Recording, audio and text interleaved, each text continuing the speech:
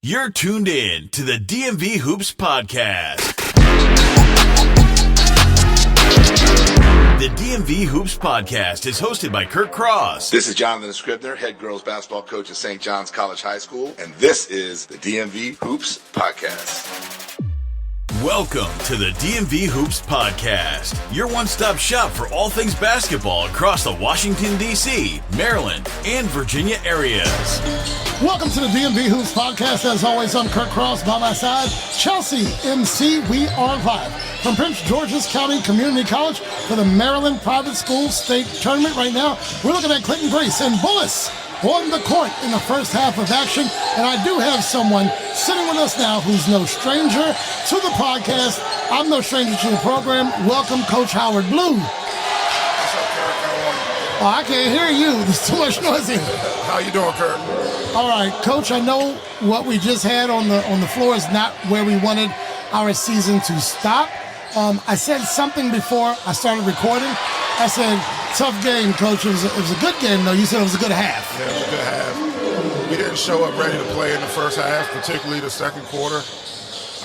But even in the first quarter, we weren't doing what we wanted to do. And probably, I think we were down 4 points at the end of the quarter, and we probably should have been up if we would have stuck to the game plan.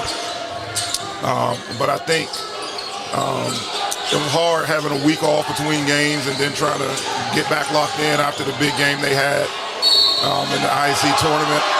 Winning that championship was a big high for these guys. And as a coach, I take responsibility for not being able to get them back locked in fast enough for this level of opponent, because everybody in this tournament could win this thing. And they're ready, right? Yeah. Coach, while we can talk about today, I want to talk about October of 2025. And then I want to talk about February of 2026. This Georgetown Prep team that you lead looked a lot different in February than it did in October. You and I had a conversation. You said, we just want to, string some wins together. You said, we're young, we make some mistakes, but you peeled off 14 in a row, Coach. So that's coaching and that's playing, right? Yeah, it is. I think we won like 16 of our last 17. These guys, man, we knew we had a really, really talented player in Sanan Wan. But that talent is hard to play with sometimes, particularly at his position. It's new. None of these guys grew up playing with a kid of his caliber at the position that he plays. So there's a lot of learning that needed to take place for the other players as well as him. But we had almost a full roster of guys that never really had a major impact at the varsity level before. I think Bruiser Edwards probably played the most minutes returning on our team. So we had a bunch of players really playing the role for the first time. And it was hard for those guys to make the adjustment to be coached, to be prepared the way you need to be prepared for games, to be coached hard during games, and play at this level. I mean, like even McNamara, I know they didn't have their guy playing, or Caden, right? But like those are still high-level athletes. I think they're going to be tough. The ball's moving really well for them. There might be sometimes when you lose one of your best players, the other guys step up in a way that's hard for the other team to defend, and they were playing much better together than I've seen McNamara play in all the scout film we had. Right. Now, you yourself, your team is not super old either. No, you got some young cats over there, right? Yeah, we're bringing back pretty much all of our minutes minus Sanan, but that's a lot of minutes. right. Sanan's a big person to replace. We have a kid that's going to be really good that nobody really got to see much because we don't take Sanan out. But Majak Aguilik is largely one of the reasons why we were able to get the development in Sanan that we were this year, because Majak is his counterpart in practice, and he made Sanan work every single day. So hopefully we can get him up to speed coming into the summer. But we'll keep working to get better, but we'll bring back the majority of our roster. And I feel like with that, one thing that people don't realize is the second, third string players, they're playing against the first string players. So they're getting this great preparation against the guy who's going to Purdue or to GW or to American or wherever. and that really prepares them as well as a game could. Absolutely. And believe it or not, the hardest part of the season is practice. Right? I think we played 25, 26 games total. I know we lost a game because of weather and then a tournament cancellation, but we've had about 62 practices. So like, there's more practices than there are games, and it's really important to make sure that we're getting better every day. And you didn't see the best version of us today, but I love the way we practiced the last I've been in that weeks. gym, sir. Yeah. And like the guys that put this tournament on, this is great. We've had 5 practices since the IAC Championship, and in years past, before this tournament started, we would not have had those 5 practices. And like those 5 practices mean more to me than this day. Like I think we got a lot better. I think our guys grew a lot. So I'm really appreciative that we have more time with our guys, and that's what this tournament allowed. And I wish we could have had 5 more days, but it is what it is. Coach, I was in your gym last summer. My son did some workouts there, and I've seen y'all work out Majak. That boy's got a little bit of talent there. He got some talent. You holding on to something over there in North Bethesda. And Majak is talented. The intensity is the difference maker for him. It's hard to take Zanon out and put him in because of that. But Majak can shoot the ball. He's probably like he's a really good passer, and for his size, he can handle the ball. Our job is to try to get him about 20 more pounds of muscle if we can do that. But I think he's going to shock some people this summer when we get to summer league. Coach, I do want to say publicly in front of everyone, we appreciate the opportunity that my team has to come over there and help support your games. Appreciate you. It's been awesome working with Joe and working with Coach Gray and working with you. You got a beautiful gym over there. You got a great team over there. Let's rewind 1 week, because it was almost at this time 1 week ago where I got to introduce the all IAC team, and then I was able to call your game. Yes. I feel like with Georgetown Prep, my daughter goes to a private school, and their motto is find a way or make one.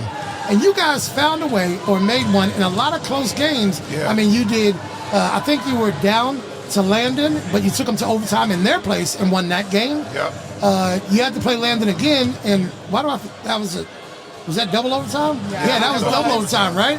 Yeah, so y'all find a way, and I must admit, about an hour ago, I was like, those boys, those Hoyas gonna find a way in this one. Yeah, I thought we were too, and we got to a point where we had a mishap coming out of a timeout on a defensive switch that we called that one of the players didn't know that we were in, and unfortunately that got a fast break layup from McNamara, and it's going to be seared in my memory till next year probably. But we found a way. Unfortunately, I think our guys started to get used to that too much. And that's one of the reasons why I think our starts were never great, because they kept feeling like they could do it. And I believe that they could, but I wish that if we could have that fire and intensity in the first quarter that we played some fourth quarters with, I think we would have been really scary.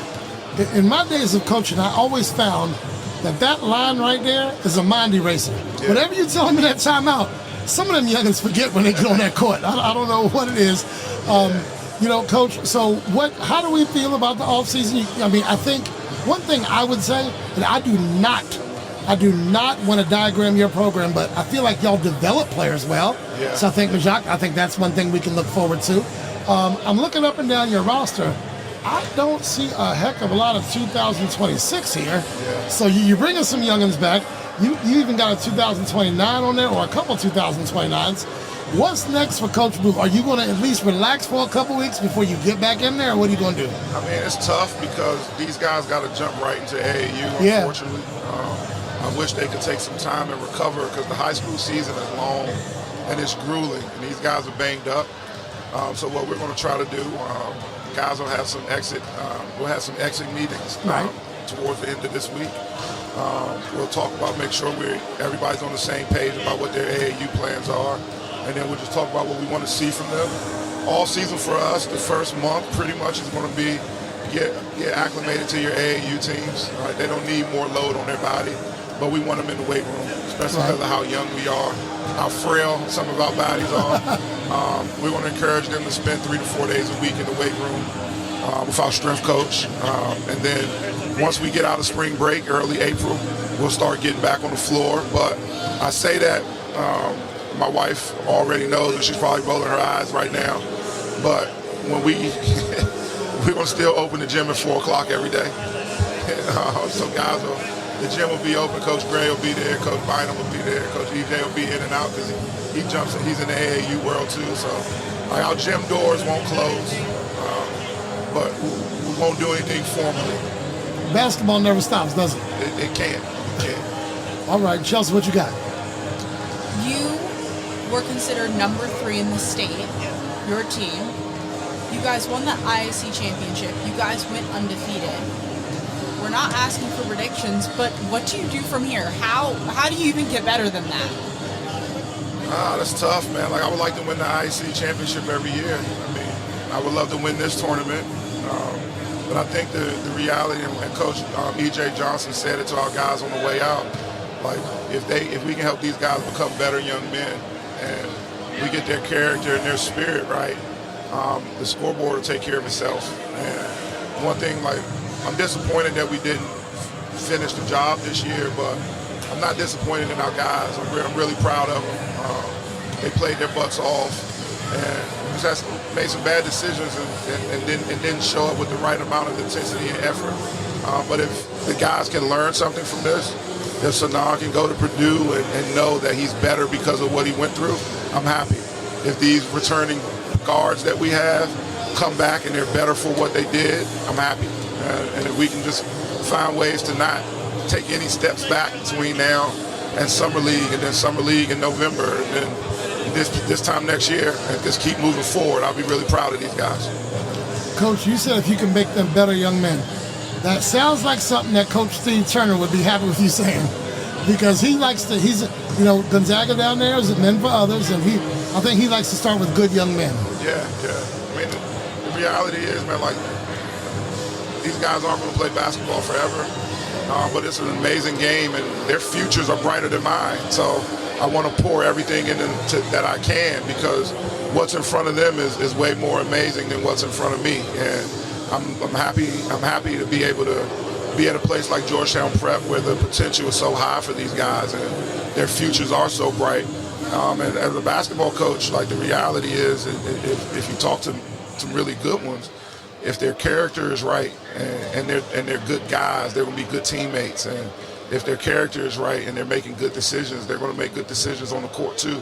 So like being a better person is really the most important part of this job. And if we can help these guys grow up in that way and they can be successful on and off the court, like, that's a win-win for me. And I do believe if those things take care of themselves, like, we'll get more wins on the court because of it too. All right. Coach, last thing I want to ask you is, you are part of the fabric that is now evolving, has been evolving for a while, that's evolving into a matter of DMV basketball not just being about the WCAC. Yeah. We understand that we had teams like St. James, St. Andrews, Bullis. We've got teams like Sidwell. We've got Georgetown Prep. We got a Clinton Grace team out here that's up one on Bullis. And Bullis, I'm not going to say they have fallen at all, but, if you get a Clinton Grace that's playing a Bullis 25 years ago, that's a win for Bullis. Not anymore. So what do you think has happened, besides you great coaches, that is making the IAC, the PVAC, the MAC more competitive with teams in the WCAC? I think there's just a lot of talent in this area, and there are great coaches. I think the IAC is a great league. It doesn't get the respect that it deserves, especially because of the level of coaching that we have. I think in this tournament, there's been an IAC team in the championship most of the years. Okay. So that's another testament to our league. But I just think there's good kids, and, like, the opportunity to go to a great school is all over the place in the DMV. Like, when I talk to my friends in other states, like, they don't have this many amazing schools. No. The reality is, like we can say our school is better than such and such, but almost any of these schools, even if your kid doesn't play basketball, they go to Landon, they go to Prep, they go to St. Albans. Like, they're in really good places. They're getting a good education. Parents can't, when it comes to academics, parents can't make that big of a mistake in our area. Right. So now when you have good basketball coaches and good basketball programs at these places, why not come over here and play? I will rest my hat on the fact that our basketball coaching staff, we're going to develop our players more than any other coaching staff when it comes to high school. And we don't necessarily go out and get the best 8th graders to come to our school. We're going to go get kids that want to come, work hard academically, work hard in the court, and want to spend time getting better. And we're going to help them get better. And I think a lot of these schools are doing that. I've been over at Clayton Grace, and I've seen the workouts they do. I've seen it not just for their guys. They have kids from all over the area coming by and working out at their school. Right. It's stuff like that happening all over. Bullets has workouts going on all spring, all summer. There's places to be. Our gym is loaded in the summer with people working out, professionals coming home, college kids coming home. I think everybody's doing that all over the area, and it just makes for a breeding ground of player development. It's great talent here in the DMV.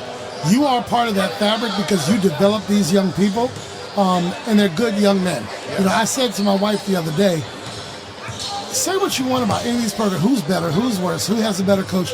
All these young men and young women that I come across are very respectful. Yeah, they're awesome kids, man. When I had to park real far away for one of your games one time because there was a bunch of stuff going on campus, and one of your young men on your campus who is a lacrosse or baseball player walked me all the way from my car all the way to the gym, a back way or something like that. Yeah. You've got great young people on that campus. They did get some potholes fixed outside your campus, so I don't have to drive through that. Yeah. And it don't hurt that you're about 2 or 3 stoplights from my house, so I love going over the prep. I'm going to get down there because we had a fun time during that IAC Championship. I appreciate the opportunity to say the names on your roster, to call that all IAC team, and to call that IAC Championship. Coach, I hope when you go home tonight, when you wake up tomorrow, you can look back and consider this season a success. We enjoyed watching it, and there was nothing like finally getting to see you crack a smile and let your hair down for a little bit, because I don't know about you, Chelsie, but this guy here, he's all business almost all the time. Yes. But you got that IAC Championship, I think, in 2005. You fell short last year, right? Yeah, we lost the championship the last 2 years. Right, well, you got it this time. Yeah, it took 3 times, but we got it. All right, well, you know that I have a son who plays at a rival school. Yes, sir. But if you reserve a date with me next year, same time next year, whatever gym that is, I wouldn't mind seeing y'all play again. All right, I wouldn't mind that. I'm going to hold you to that, girl. But we'll be there in November. Yes, sir. I'm going to be there in November. Chelsie, you want to say something to Coach? Thank you so much for coming on. This is a great interview. Thank you. Chelsie, you're awesome. Oh, thank you. Well, that is Coach Howard Blue. He is with Georgetown Prep, the IAC champion. And I'll tell you what, you didn't make it easy in that semifinal game, but y'all got that dub in the final game. And you happen to beat a team in Episcopal that I'm not a big fan of. So I'm glad y'all did that. Coach Blue, thanks for being here, sir. Well, thank you, guys. You're tuned in to the DMV Hoops Podcast. Thanks for listening.